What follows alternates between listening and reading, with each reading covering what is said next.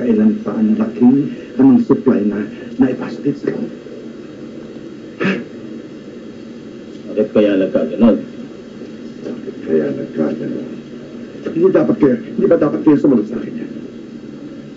Maba ng 30% kita natin dito sa loob.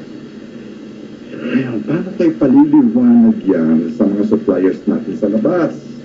Dahil hindi lang kita mamahala ng pagbebenta dito kay Gabino.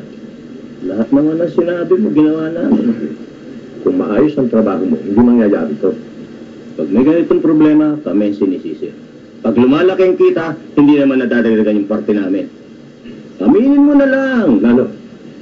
Kaya maliit ang nakakabot kay Gold dahil kumukupit ka. Sino kumukupit? Oh, hindi ba totoo? Pati nga pa kaya namin, tinatalo mo eh. Putak tanga na eh. Tama mo rin. Putang na nyo ha. Ay, nasa harap ng kayo ko ba? Hindi ko mundangan ha.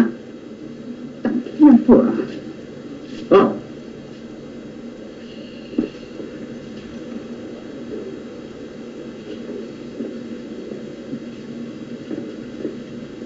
Tumigil nga kayo ha. Punyeta kayo. Kaya nagkakaletsi-letsi tayo dito eh. Dahil kasi hindi nyo inaayos ito. Ito, tandaan nyo. Hindi ko lang sasabihin ito at hindi ako magdadalawang isip. Papatumba ko kayo lahat pag hindi nyo naayos ito.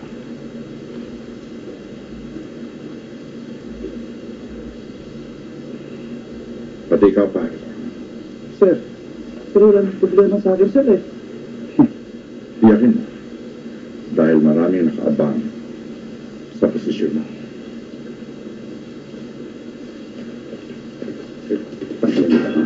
Ayoko nang gusot ha. Kahit na anong gusot ha. Sige.